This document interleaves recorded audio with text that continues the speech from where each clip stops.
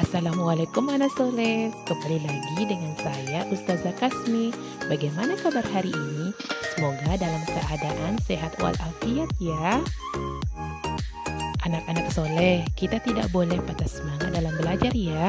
Kita harus semangat dan terus semangat walaupun di masa pandemi ini. Sebelum kita memulai pelajaran hari ini, ada baiknya kita berdoa terlebih dahulu. Bismillahirrahmanirrahim. Rabbi zidni ilma warzuqni fahma. Ya Allah, tambahkanlah aku ilmu dan berikanlah aku rizki akan kepahaman. Hari ini kita akan belajar mengenai tema 1, indahnya kebersamaan, subtema 2, kebersamaan dalam keberagaman, pembelajaran 3 dan 4. Mengenai kebersamaan dalam keberagaman berkaitan dengan Quran Surah Al-Hujurat ayat 13. Anak-anak soleh, marilah kita bersama-sama membaca bismillah dan membaca surah Al-Hujurat ayat 13. A'udzu billahi minasyaitonir rajim. Bismillahirrahmanirrahim.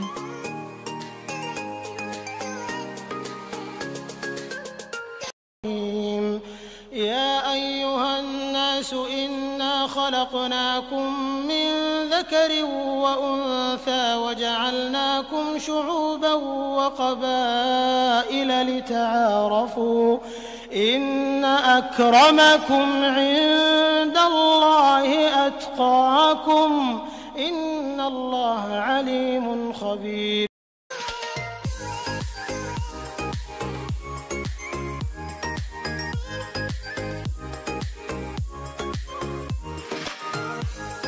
Adapun tujuan pembelajaran kita hari ini pada pembelajaran 3, yang pertama, dengan membaca teks pada permainan tradisional, kita bisa memahami makna kerjasama.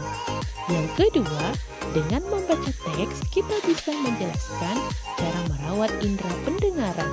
Yang ketiga, dengan membaca teks bacaan harapan sapi, kita bisa menyajikan gagasan pokok dan gagasan pendukung pada setiap paragraf.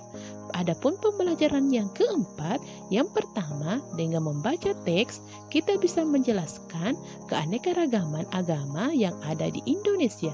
Yang kedua, dengan mengamati gambar, kita bisa mengetahui dan menjelaskan kerjasama dalam keberagaman. Nah, kita masuk pembelajaran ketiga. Bekerja sama dapat dilakukan kapan saja. Saat kita bermain pun kita bisa bekerja sama. Tahukah Ananda bahwa kita dapat belajar bekerja sama dari permainan tradisional, contohnya dalam permainan bakyak. Permainan bakyak berasal dari Sumatera Barat dan merupakan permainan yang membutuhkan kekompakan. Dalam menciptakan kekompakan tersebut dibutuhkan kerjasama, saling menghargai perbedaan dalam mencapai tujuan.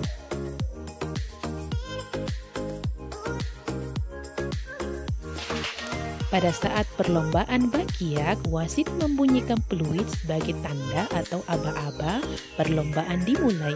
Untuk itu, kalian harus konsentrasi agar dapat mendengarkan aba-aba dengan baik.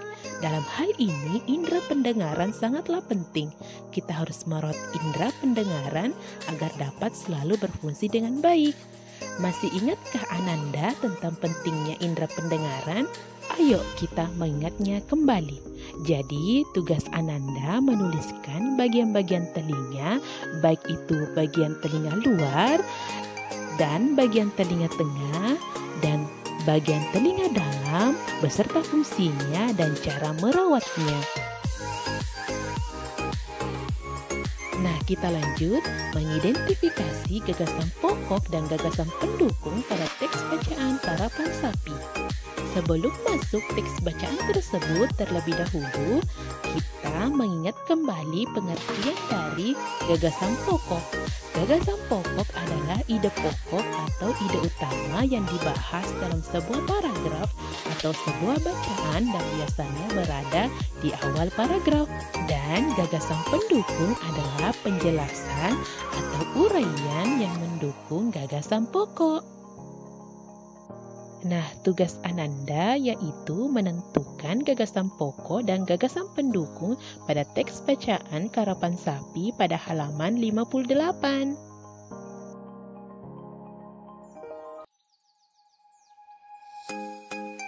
Nah, kita masuk ke pembelajaran keempat ya anak-anak soleh. Indonesia adalah negara yang kaya akan keragaman baik budaya dan sosial. Salah satunya adalah keragaman agama. Indonesia mengakui 6 agama, yaitu Islam, Kristen, Katolik, Buddha, Konghucu, dan Hindu.